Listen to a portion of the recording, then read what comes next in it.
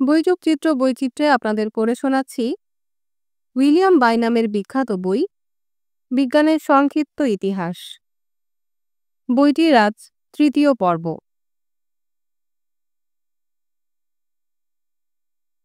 অধ্যায় ৬। সম্রাটের চিকিৎসক গ্যালেন। ১২৯ থেকে আনুমানিক ২১০ খ্রিস্টাব্দ।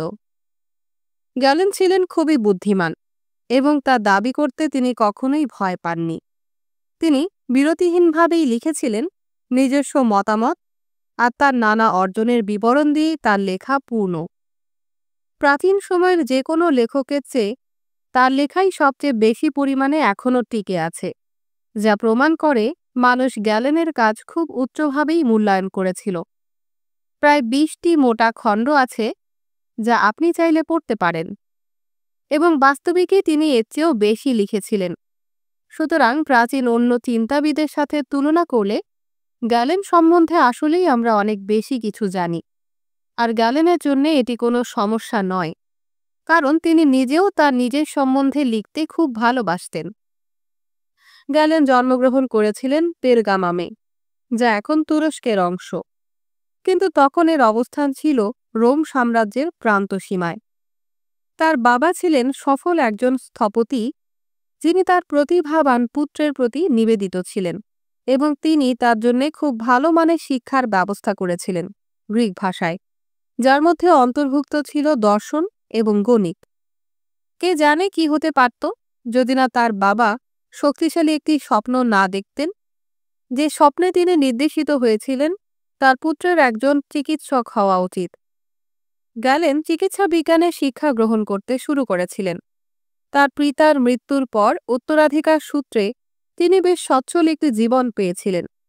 বেশ কয়েক বছর তিনি কাটিয়েছিলেন বিভিন্ন জায়গায় ভ্রমণ আর শিক্ষা গ্রহণ, এবং মিশরের আলেকজান্দ্রিয়ার বিখ্যাত সেই লাইব্রেরি আর জাদুঘরে সময় কাটিয়ে।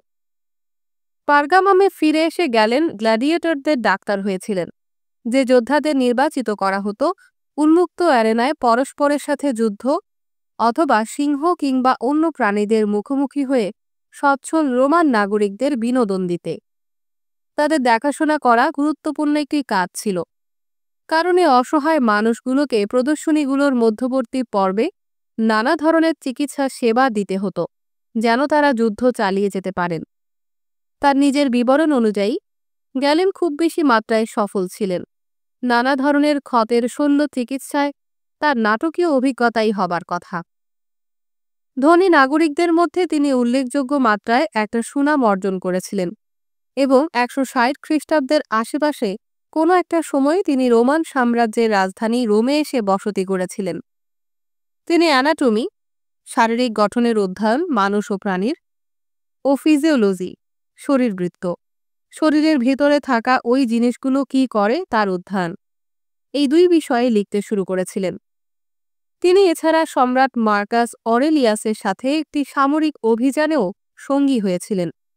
এ সম্রাটই বিখ্যাত ধারাবাহিক মেডিটেশনস লিখেছিলেন, এবং এ দুই ব্যক্তি তাদের দীর্ঘ সামরিক অভিযানের সময় পরস্পরের সাথে দর্শন নিয়ে আলোচনা করতেন।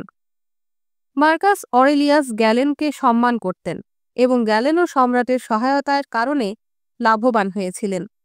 গুরুত্বপূর্ণ রোগীদের নিরবচ্ছিন্ন একটি সরবরাহ ছিল তার কাছে, আর যদি গ্যালেনের লেখা বিশ্বাস করা হয়, তিনি সবসময়ই তাদের নিরাময় করতে পারতেন যদি তারা নিরাময়যোগ্য হতেন। চিকিৎসা বিজ্ঞানে গ্যালেনের আদর্শ ছিলেন হিপোক্রাটিস, এমনকি যদিও তিনি এর ৫০০ বছর আগেই পৃথিবী ত্যাগ করেছিলেন। গ্যালেন নিজেকে তার এ গুরুর ঐতিহ্যের পূর্ণতাকারী ও সম্প্রসারক হিসাবে বিবেচনা করতেন, এবং বহু উপায়ে তিনি ঠিক সেটাই করেছিলেন। হিপোক্রেটিক অনেক ট্রিটিস নিয়ে তিনি ব্যাখ্যা ও পরিবর্ধন সহ বিস্তারিত বই লিখেছিলেন, এবং তিনি ধরে নিয়েছিলেন যে কাজটি তার নিজের দৃষ্টিভঙ্গির সাথে সবচেয়ে সাদৃশ্য বহন করছে সেটি স্বয়ং হিপোক্রেটিসের লেখা। হিপোক্রেটিস নিয়ে তার বিস্তারিত বিশ্লেষণ এখনও গুরুত্বপূর্ণ। এর কারণ শুধু এ নয় যে গ্যালেন অত্যন্ত দক্ষ ভাষাবিদ ছিলেন, এবং শব্দের পরিবর্তনশীল অর্থগুলোর প্রতি তার সতর্ক নজর ছিল। আরও গুরুত্বপূর্ণভাবে তিনি হিপোক্রেটিস ট্রিটিজে বর্ণিত হিউমর মতবাদটিকে এমন একটি রূপে প্রকাশ করেছিলেন যা পরবর্তী হাজার বছর ধরে ব্যবহৃত হয়েছে। এমন প্রভাবশালী হওয়ার বিষয়টি কল্পনা করে দেখুন। হিউমারগুলোর ভারসাম্য আর ভারসাম্যহীনতার ধারণাটি গ্যালেনের চিকিৎসা সেবার কেন্দ্রীয় অংশ ছিল। হিপোক্রেটিসের মতো তিনিও বিশ্বাস করতেন যে 4টি হিউমার, রক্ত, হলুদ পিত্ত, কালো পিত্ত আর শ্লেষ্মা, বিশেষ কিছু উপায়ে উষ্ণ অথবা শীতল, আর্দ্র অথবা শুষ্ক। কোনো একটি অসুখের চিকিৎসা করতে হলে আপনি এর বিপরীত কোনো প্রতিকার নির্বাচন করবেন, কিন্তু সেটিকে একই তীব্রতার হতে হবে। সুতরাং যে অসুখগুলো বেশি মাত্রায় উষ্ণ আর আর্দ্র, তাকে এমন একটি চিকিৎসা দিতে হবে যা শীতল এবং শুষ্ক সে একই মাত্রায়। যেমন কোনো একটি রোগীর যদি সর্দি হয়, নাক দিয়ে পানি পড়তে থাকে আর সে যদি ঠান্ডা অনুভব করে, তার চিকিৎসার জন্য শুষ্ক এবং উষ্ণ করার ঔষধ আর খাদ্য ব্যবহার করতে হবে। হিউমারের ভারসাম্য পুনরায় ফিরিয়ে নিয়ে এসে আপনি সুস্থ নিরপেক্ষ অবস্থাটি পুনঃপ্রতিষ্ঠা করতে পারবেন। এ প্রস্তাবনাটি বেশ যুক্তিসঙ্গত আর সরল ছিল, কিন্তু বাস্তবে পরিস্থিতি সাধারণত আরও বেশি জটিল। ডাক্তারদের তারপরও তাদের রোগী সম্বন্ধে আরও অনেক জানতে হয় এবং সতর্কতার সাথে তাদের চিকিৎসা দিতে হয়। গ্যালেন সবসময় খুব তৎপর থাকতেন দেখিয়ে দিতে যখন অন্য চিকিৎসকেরা ভুল করতেন, যা প্রায়ই ঘটত। সবাই যেন জানতে পারে রোগ শনাক্ত করার ক্ষেত্রে তার দক্ষতা এবং চিকিৎসা সবার চেয়ে ভালো। তিনি খুবই বুদ্ধিমান একজন ডাক্তার ছিলেন, যার খুব বেশি চাহিদা ছিল সে সময়। তিনি স্বাস্থ্য এবং অসুস্থতার মানসিক এবং শারীরিক দিকগুলোর প্রতি গভীর মনোযোগ দিয়েছিলেন। তিনি একবার একটি রোগী শনাক্ত করেছিলেন লাভ সিকনেস বা প্রেমের কারণে অসুস্থ হিসাবে। এক তরুণী খুব দুর্বল আর উৎকণ্ঠিত হয়ে পড়তেন যখনই সুদর্শন একজন পুরুষ নূর্ক সে শহরে নাচের অনুষ্ঠান করতে আসতেন। রোগীর নারী বা হৃৎস্পন্দন অনুভব করার নিয়মটি তিনি আবিষ্কার করেছিলেন, যে কাজটি এখনও ডাক্তারেরা করে থাকেন। তিনি একটি ট্রিটিস বা সংক্ষিপ্ত বইও লিখেছিলেন, কিভাবে নারী ধীর অথবা দ্রুত, শক্তিশালী অথবা দুর্বল, নিয়মিত অথবা অনিয়মিত রোগ নির্ণয় করতে সহায়তা করতে পারে, যদিও রক্ত পরিসঞ্চালন তন্ত্র সম্বন্ধে যখন তার বিন্দুমাত্র ধারণা ছিল না। গ্যালেন হিপোক্রেটিসের চেয়ে অ্যানাটমি আর ব্যবচ্ছেদ নিয়ে বেশি আগ্রহী ছিলেন। তিনি মৃত প্রাণীদের শরীর কেটে উন্মুক্ত করেছিলেন এর ভেতরে কি আছে দেখতে। মানব কঙ্কাল পর্যবেক্ষণ করেছেন যখনই সুযোগ পেয়েছেন।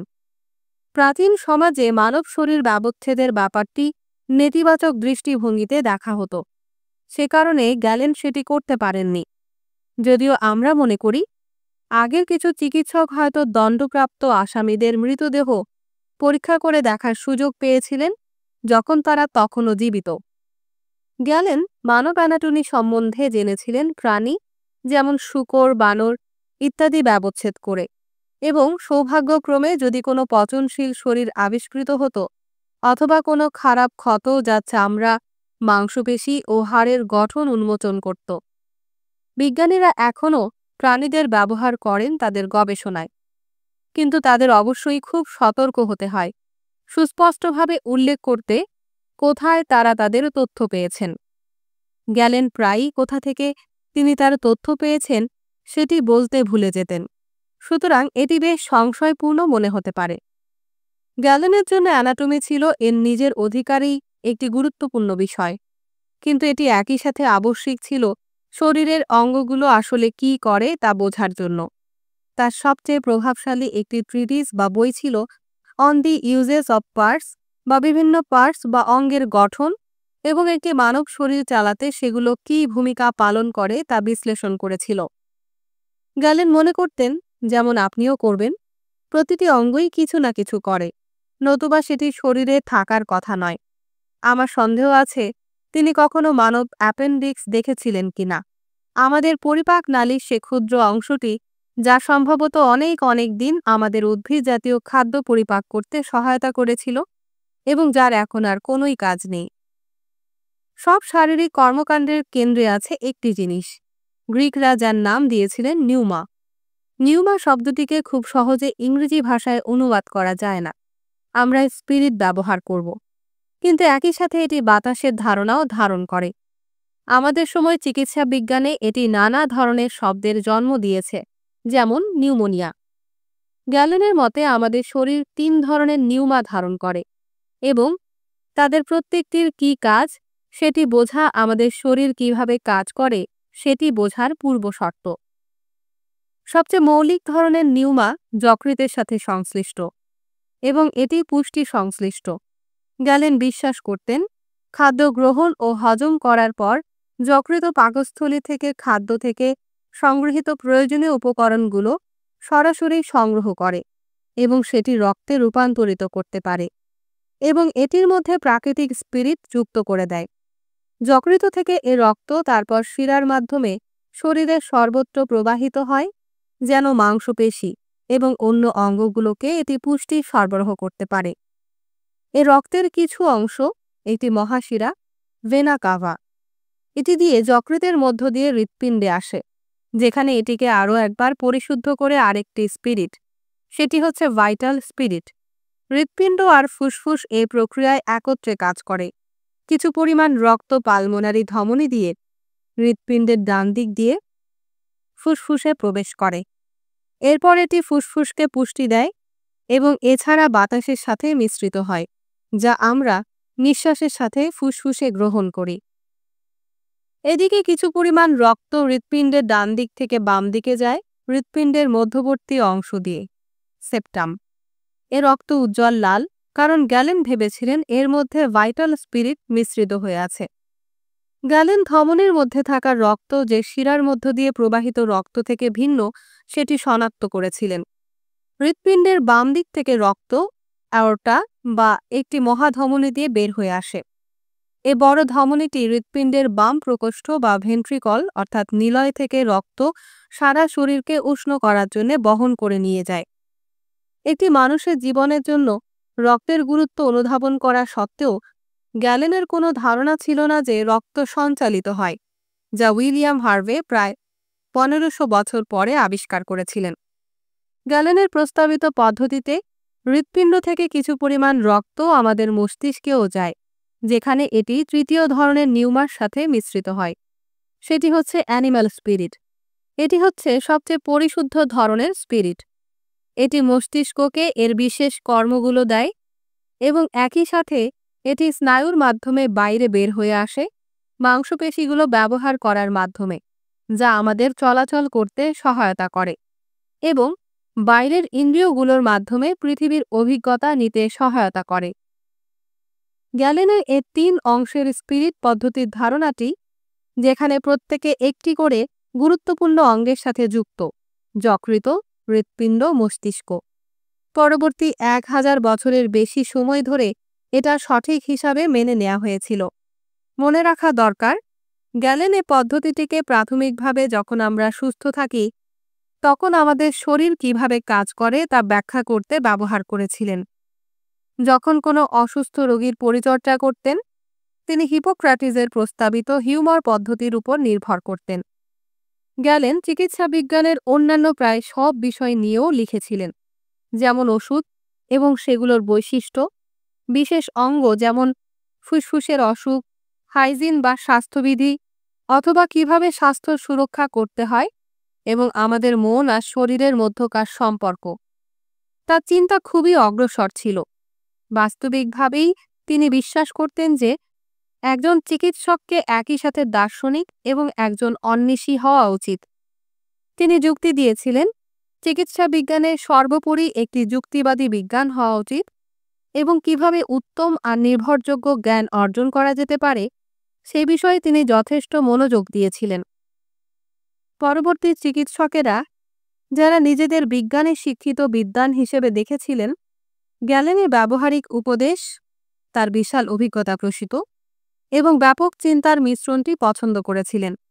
গ্যালেনের মতো ইতিহাসের দ্বিতীয় কোনো পশ্চিমা চিকিৎসক এত দীর্ঘ সময় ধরে চিকিৎসা বিজ্ঞান পেশাটিকে এভাবে প্রভাবিত করতে পারেননি।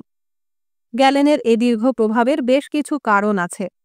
প্রথমত, অ্যারিস্টটল সম্বন্ধে তার খুবই উচ্চ ধারণা ছিল, সুতরাং এই দুজনের নাম প্রায়ই একই সাথে উচ্চারিত হতো। অ্যারিস্টটলের মতো গ্যালেনও গভীর চিন্তাবিদ ছিলেন এবং এ পৃথিবীর নানা বিষয়ে উৎসাহী পরীক্ষক ছিলেন।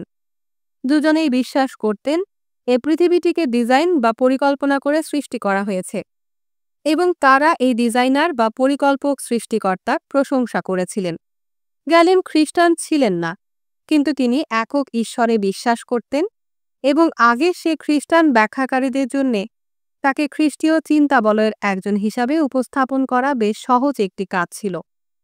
তার আত্মবিশ্বাসের অর্থ ছিল তার কাছে সবকিছুরই উত্তর আছে।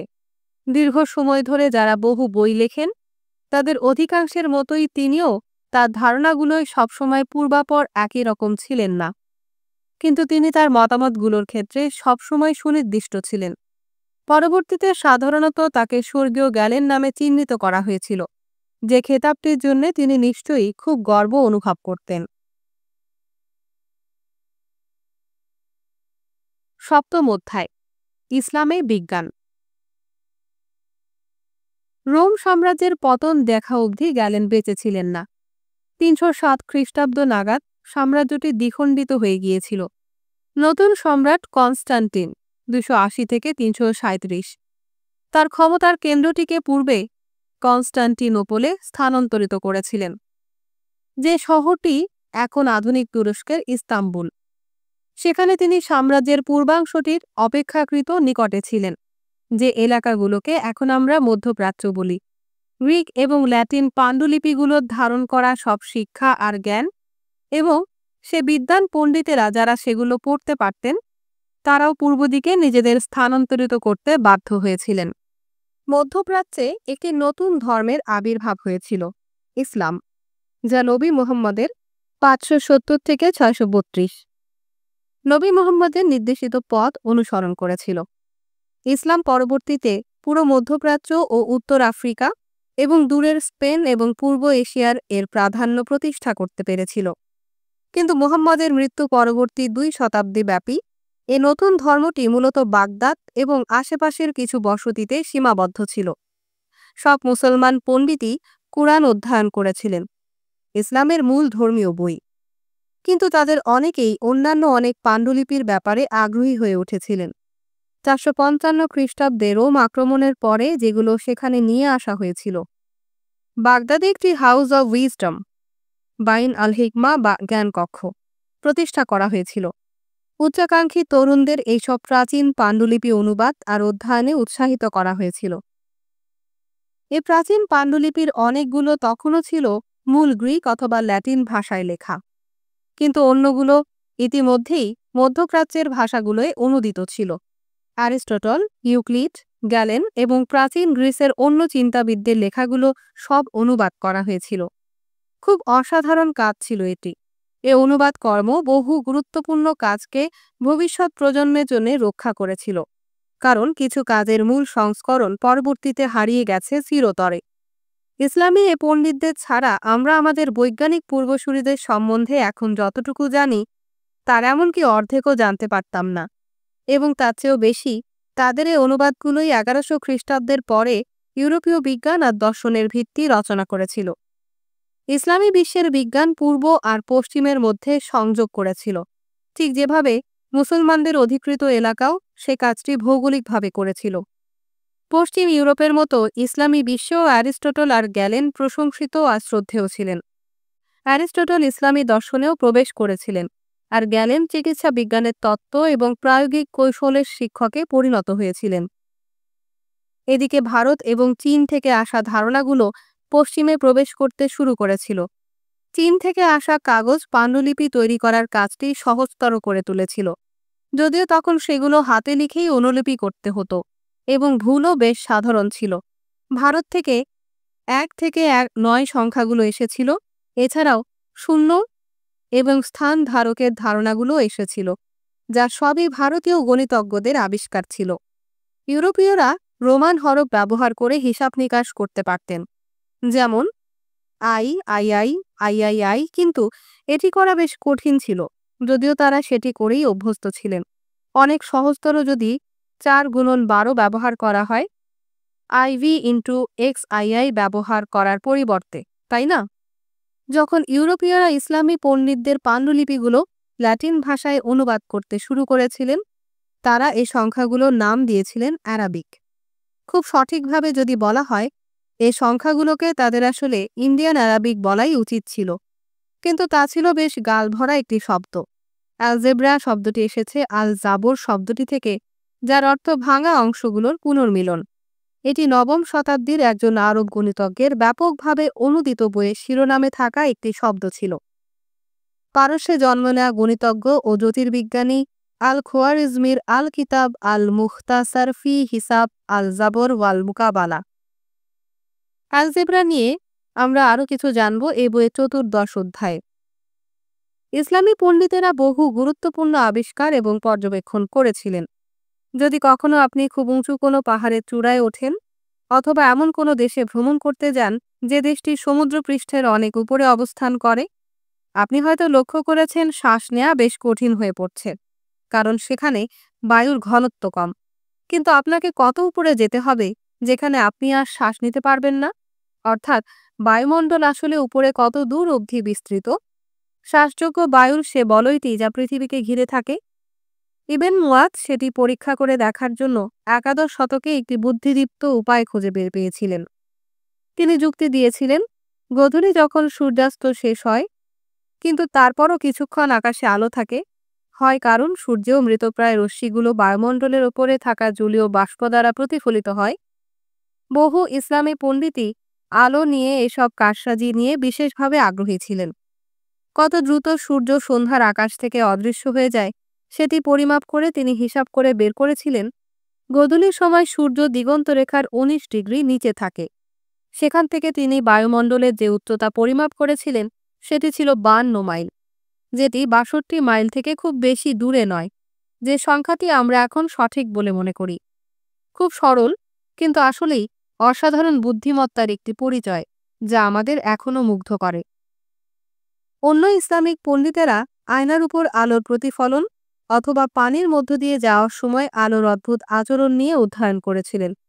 অর্ধেক ভর্তি একটি কাচের গ্লাসের মধ্যে একটি পেন্সিল রাখুন, দেখলে মনে হচ্ছে এটি বেঁকে গেছে, তাই না?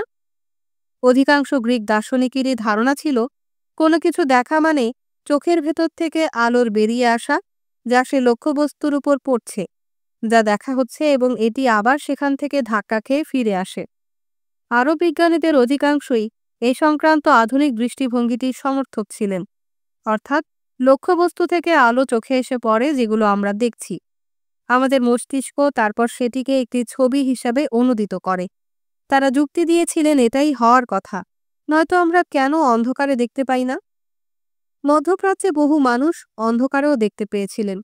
তাদের জ্যোতির্বিজ্ঞানীরা নক্ষত্রের দিকে তাকিয়েছিলেন এবং রাতের আকাশ সংক্রান্ত তাদের চার্ট ও টেবিলগুলো সে সময়ের পশ্চিমা জ্যোতির্বিজ্ঞানীদের তুলনায় অনেক বেশি উত্তম ছিল। তবে তারাও ভেবেছিলেন পৃথিবী মহাবিশ্বের কেন্দ্রে অবস্থিত। কিন্তু দুজন জ্যোতির্বিজ্ঞানী, পারস্যের আলতুসি এবং সিরিয়ার ইবন আল শাতির, কিছু গুরুত্বপূর্ণ ডায়াগ্রাম এবং কিছু হিসাব নিকাশ তৈরি করেছিলেন, যা 300 বছর পরে পোল্যান্ডের জ্যোতির্বিজ্ঞানী কোপার্নিকাসের জন্য গুরুত্বপূর্ণ প্রমাণিত হয়েছিল। আরব বিজ্ঞানের অন্য যে কোনো ক্ষেত্রের চেয়ে চিকিৎসা বিজ্ঞানীরই সবচেয়ে বেশি প্রভাব ছিল ইউরোপীয় ভাবনায়। হিপোক্রাটিস, গ্যালেন ও অন্য গ্রিক চিকিৎসকেদের খুব যত্ন সহকারে অনুবাদ এবং তাদের ধারণাগুলো বিশ্লেষণ করা হয়েছিল। কিন্তু ইসলামী বিশ্বের বেশ কিছু চিকিৎসক তাদের নিজেদের নামেই সুপরিচিত হয়ে উঠেছিলেন।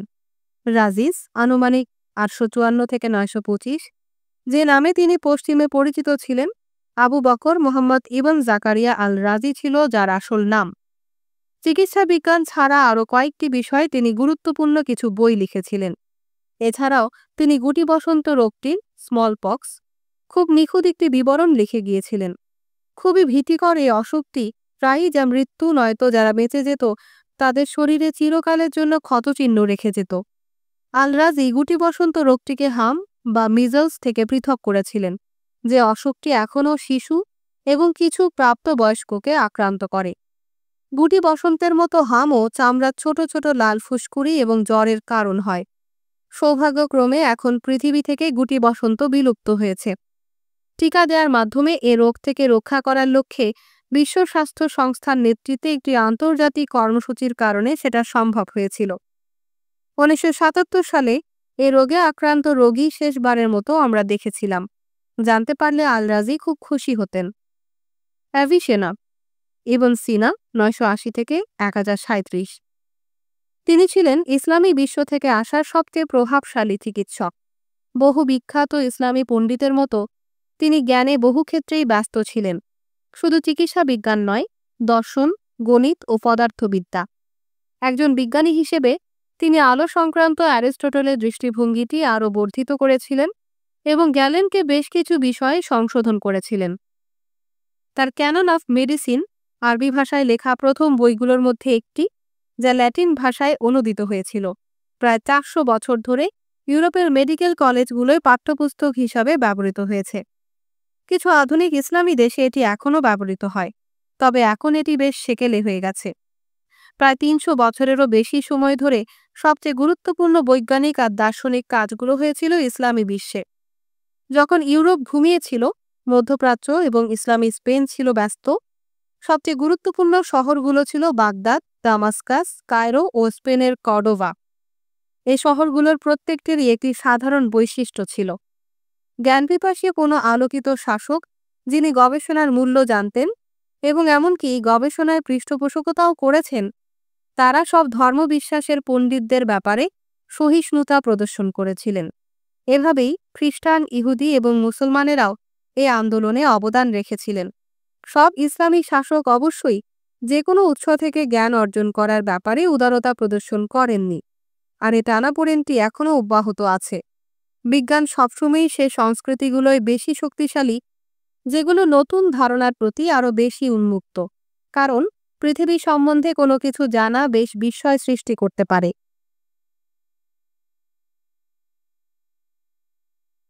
অধ্যায় 8, অন্ধকারের হৃদয় থেকে। আমরা প্রত্যাশা করি বিজ্ঞানীরা নতুন জিনিস আবিষ্কার করার চেষ্টা করবেন এবং বিজ্ঞান সতত পরিবর্তনশীল। কিন্তু তাহলে বিজ্ঞান কেমন হবে যদি আমরা ভাবি সবকিছুই ইতোমধ্যেই আবিষ্কার করা হয়ে গেছে? সেরা বিজ্ঞানী হওয়া মানে তাহলে শুধু অন্য কারো আবিষ্কারগুলো সম্বন্ধে পড়াশোনার সাথেই সংশ্লিষ্ট। ইউরোপে এ পশ্চাৎ অভিমুখী দৃষ্টিভঙ্গি 476 খ্রিস্টাব্দে রোম সাম্রাজ্যের পতনের পর স্বাভাবিক একটি নিয়মে পরিণত হয়েছিল। ততদিনে সাম্রাজ্যের আনুষ্ঠানিক ধর্ম হিসাবে খ্রিস্ট ধর্ম প্রতিষ্ঠিত হয়েছিল। কনস্টান্টিন ছিলেন প্রথম সম্রাট যিনি খ্রিস্ট ধর্ম গ্রহণ করেছিলেন, এবং শুধু একটি বই গুরুত্বপূর্ণ ছিল, বাইবেল। সেন্ট অগাস্টিন 354 থেকে 430। শুরুর দিকে খ্রিস্টীয় চিন্তাবিদদের মধ্যে যিনি সবচেয়ে প্রভাবশালী ছিলেন, তিনি বিষয়টি এভাবে সংক্ষেপিত করেছিলেন: অন্ধের মতো হাতড়ে ফেরা মানুষ যা অনুমান করে সেখানে থাকার কোনো অর্থ নেই। এখানে সে বিজ্ঞানীদের জন্য কোনো জায়গা নেই যারা জ্ঞানের জন্য হাতড়ে বেড়ান। বিজ্ঞান এবং চিকিৎসা বিজ্ঞান সম্বন্ধে যা কিছু জানার দরকার সেগুলোই ইতিমধ্যেই প্রাচীনরা আবিষ্কার করে ফেলেছেন। এছাড়া স্বর্গে কিভাবে যাওয়া যায় এবং নরকের যন্ত্রণা কিভাবে এড়ানো যায় সে প্রচেষ্টায় মনোযোগ দেয়াই আরও বেশি গুরুত্বপূর্ণ। বিজ্ঞানী হওয়ার মানে তাহলে হতে পারে শুধু অ্যারিস্টটল আর গ্যালেন অধ্যয়ন করা। এবং 500 থেকে 1000 সাল, এ 500 বছর এমনকি সেটিও খুব কঠিন একটি কাজ ছিল, কারণ শুধুমাত্র অল্প কিছু গ্রিক আর ল্যাটিন পাণ্ডুলিপি প্রাচীন সে ক্লাসিক্যাল যুগ থেকে সে সময় অবধি টিকে ছিল ইউরোপে। এছাড়া খুব বেশি সংখ্যক মানুষ এমনকি পড়তেও জানতেন না। জার্মানিক যে গোত্রগুলো রোম লুট করেছিল 455 খ্রিস্টাব্দে, বেশ কিছু উপযোগী জিনিস তারা তাদের সাথে করে নিয়ে এসেছিলেন। টোগার বদলে ট্রাউজার পরা তার মধ্যে একটি, যদিও মেয়েদের ট্রাউজার পরার জন্য আরও দীর্ঘ সময় অপেক্ষা করতে হয়েছিল। এছাড়াও এসেছিল নতুন শস্য, যেমন বার্লি ও রাই, এবং অলিভ তেলের বদলে মাখন খাওয়ার প্রচলন। এই অন্ধকার অর্ধ হাজার বছরে কিছু প্রযুক্তিগত নতুন উদ্ভাবনও ছিল। এ সময় শস্য উৎপাদন করার নতুন কৌশল, জমি কর্ষণের ধারণাগুলো এসেছিল। চার্চ আর ক্যাথিড্রাল নতুন শৈলী নিয়ে নানা পরীক্ষা নিরীক্ষা এবং আরও ভালো উপায় খুঁজে বের করতে নির্মাণ কারিগর আর স্থপতিদের উৎসাহিত করেছিল, যেন সেগুলো ব্যবহার করে পাথর আর কাঠের ভাটি সুষমভাবে বন্টন করা যায়। এর মানে তারা এমনকি আরও বিশাল আর চোখ ধাঁধানো শৈলীর ক্যাথিড্রাল বানাতে সক্ষম হয়েছিলেন। আর এ সময়ে নির্মিত কিছু এমন ভবন দেখলে আপনি আসলেই হতবাক হয়ে যাবেন। এগুলোই আমাদের স্মরণ করিয়ে দেয় যে সময়টিকে মাঝে মাঝে অন্ধকার যুগ বলা হয়, সেটি আসলে আলোহীন ছিল না। খ্রিস্টীয় যুগের দ্বিতীয় সহস্রাব্দের আগমনের সাথে আবিষ্কারের গতি ত্বরান্বিত হয়েছিল। সেন্ট থমাস অ্যাকুয়াইনাস আনুমানিক 1225 থেকে 1274 ছিলেন মধ্যযুগের সবচেয়ে সেরা ধর্মতাত্ত্বিক। তিনি অ্যারিস্টটলের খুব ভক্ত ছিলেন এবং খ্রিস্টীয় চিন্তাকে অ্যারিস্টটলীয় বিজ্ঞান আর দর্শনের সাথে পরস্পর সংবদ্ধ করেছিলেন। অ্যারিস্টটল, গ্যালেন, টলেমি ও ইউক্লিডের সাথে মধ্যযুগীয় মানুষের আকার দিয়েছিলেন। তাদের পাণ্ডুলিপিগুলো অনুবাদ, সম্পাদনা, ব্যাখ্যা ও বিশ্লেষণ করা প্রয়োজন ছিল। মূলত এসব কর্মকাণ্ডের অধিকাংশই ঘটেছিল সন্ন্যাস আশ্রমগুলোয়, মোনাস্ট্রি। কিন্তু ধীরে ধীরে এই কাজগুলো বিশ্ববিদ্যালয়ে প্রবেশ করতে শুরু করে। এ পর্বেই প্রথম বিশ্ববিদ্যালয়গুলো আবির্ভূত হতে শুরু করেছিল। গ্রিকদের বহু স্কুল ছিল। অ্যারিস্টটলও তার শিক্ষক প্লেটোর একাডেমিতে অধ্যয়ন করেছিলেন এবং পরবর্তীতে তিনি নিজের স্কুলও প্রতিষ্ঠা করেছিলেন। বাগদাদে হাউস অব উইজডম এমন একটি জায়গা ছিল যেখানে মানুষ পড়তে এবং শিখতে একত্রিত হতে পারত। কিন্তু ইউরোপে প্রতিষ্ঠিত হতে থাকা নতুন এ বিশ্ববিদ্যালয়গুলো ছিল ভিন্ন ধরনের। তাদের অধিকাংশই এখনও টিকে আছে, অধিকাংশই প্রতিষ্ঠা করেছিল চার্চ। কিন্তু সামাজিক গর্বের প্রতীক এবং বিত্তবানদের পৃষ্ঠপোষকতা কিছু শহরে অধিবাসীদের তাদের নিজস্ব বিশ্ববিদ্যালয় প্রতিষ্ঠা করতে সহায়তা করেছিল। পোপ দক্ষিণ ইতালিতে বেশ কিছু বিশ্ববিদ্যালয় স্থাপনের অনুমোদন দিয়েছিলেন। বোলোনিয়া বিশ্ববিদ্যালয় প্রতিষ্ঠিত হয়েছিল 1180 খ্রিস্টাব্দের কাছাকাছি একটি সময়ে। এটি ছিল প্রথম বিশ্ববিদ্যালয় যার তাদের শিক্ষাদানের কার্যক্রম শুরু করেছিল যারা। কিন্তু এক শতাব্দীর মধ্যেই পাড়ুয়া, মপেলিয়ে, পারি, কোলোন, অক্সফোর্ড ও কেমব্রিজ বিশ্ববিদ্যালয়গুলো তাদের যাত্রা শুরু করেছিল। ইউনিভার্সিটির নামটি এসেছে একটি ল্যাটিন শব্দ থেকে, যার অর্থ সম্পূর্ণ, এবং এই প্রতিষ্ঠানগুলো সম্পূর্ণ মানবজ্ঞান অনুসন্ধান করার উদ্দেশ্য নিয়ে প্রতিষ্ঠিত হয়েছিল। তাদের সাধারণত 4টি ফ্যাকাল্টি বা স্কুল থাকত। ধর্মতত্ত্ব, অবশ্যই ধর্মতত্ত্বকে অ্যাকুয়াইনাস বলেছিলেন বিজ্ঞানের রানী। আইন, চিকিৎসা বিজ্ঞান এবং আর্টস বা মানবিক বিষয়াবলী। মেডিকেল ফ্যাকাল্টিগুলো শুরুতে মূলত গ্যালেন ও ইবনে সিনার কাজগুলোর ওপরে নির্ভরশীল ছিল। ভালো খারাপ যাই হোক না কেন, এছাড়া ব্যাপকভাবে বিস্তৃত বিশ্বাস ছিল গ্রহ নক্ষত্রের শক্তি মানুষকে প্রভাবিত করতে পারে। ফলে চিকিৎসা বিজ্ঞানের শিক্ষার্থীদের সে সময় জ্যোতির্বিদ্যা অধ্যয়ন করতে হতো। গণিত এবং জ্যোতির্বিজ্ঞান, যে বিষয়গুলোকে আমরা হয়তো খুবই বৈজ্ঞানিক ভাবতে পারি, সাধারণত পড়ানো হতো আর্টস ফ্যাকাল্টিতে। অ্যারিস্টটলের বিশাল কাজের সম্ভার সব ফ্যাকাল্টিতেই অধ্যয়নের বিষয় ছিল। মধ্যযুগের বহু বিজ্ঞানীরা হয় ডাক্তার কিংবা ধর্মযাজক ছিলেন এবং অধিকাংশই নতুন বিশ্ববিদ্যালয়গুলোয় কাজ করতেন। চিকিৎসা বিজ্ঞান বা মেডিসিন ফ্যাকাল্টি তাদের স্নাতকদের ডিগ্রি প্রদান করত, ডক্টর অফ মেডিসিন এমডি অথবা ব্যাচেলর অফ মেডিসিন এমবি। আর এটাই আবার এসব চিকিৎসকদের শল্য চিকিৎসক অর্থাৎ সার্জন, অ্যাপোথেকারি, ফার্মাসিস্ট এবং অন্য চিকিৎসা সেবা দানকারীদের থেকে পৃথক করেছিল, যারা অন্য উপায়ে তাদের পেশার কৌশলগুলো শিখেছিলেন। বিশ্ববিদ্যালয়ের প্রশিক্ষণ আবশ্যিকভাবে ডাক্তারদের নতুন কিছু আবিষ্কারের ব্যাপারে বেশি আগ্রহী করে তোলেনি। তারা বরং গ্যালেন, ইবনে সিনা আর হিপোক্রেটিসের ওপর নির্ভর করতেই পছন্দ করতেন।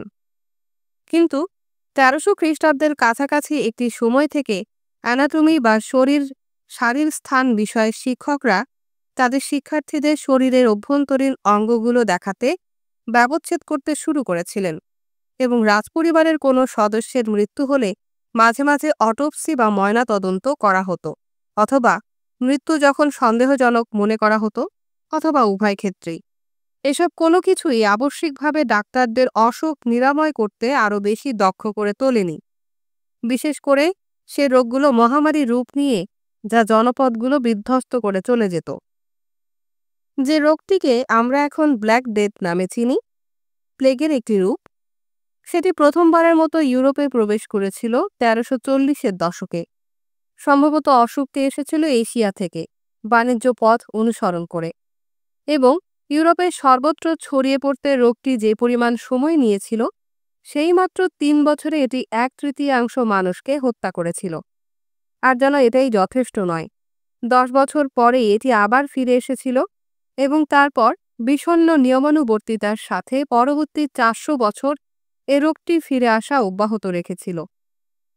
কিছু সমাজ এ রোগটিকে নিয়ন্ত্রণ করতে প্লেগে আক্রান্ত রোগীদের জন্য বিশেষ হাসপাতাল প্রতিষ্ঠা করেছিল। হাসপাতালগুলো বিশ্ববিদ্যালয়ের মতো আমাদের জন্য আরেকটি মধ্যযুগীয় উপহার, এবং কিছু জায়গায় বিশেষ বোর্ড অফ হেলথ বা স্বাস্থ্য কর্তৃপক্ষ প্রতিষ্ঠা করা হয়েছিল। প্লেগ একই সাথে ছোঁয়াচে হিসাবে বিবেচিত রোগগুলোর জন্য কোয়ারেন্টাইন পদ্ধতির ব্যবহারের সূচনা করেছিল। কোয়ারেন্টাইন শব্দটি এসেছে সংখ্যা 40 থেকে, ভেনিসিয়ান ভাষায় কোয়ারান্টা। এটি ছিল সে সংখ্যক দিন যা কোনো অসুস্থ বা সন্দেহজনক ব্যক্তিকে বাকি সবার থেকে আলাদা বা বিচ্ছিন্ন করতে রাখা হতো। আক্রান্ত ব্যক্তি যদি সে সময়ের মধ্যে আরোগ্য লাভ করতেন অথবা অসুখের কোনো চিহ্ন প্রদর্শন না করতেন, তাকে মুক্ত করে দেয়া হতো। নাট্যকার উইলিয়াম শেক্সপিয়ার জন্মগ্রহণ করেছিলেন স্ট্রাটফোর্ড আপন অ্যাভনে, ইংল্যান্ডের প্লেগ আক্রান্ত একটি বছরে 1564 সালে, এবং তার পেশাগত জীবন বেশ কয়েকবারই বাধাগ্রস্ত হয়েছিল যখন প্লেগ মহামারী তার থিয়েটার বন্ধ করতে বাধ্য করেছিল।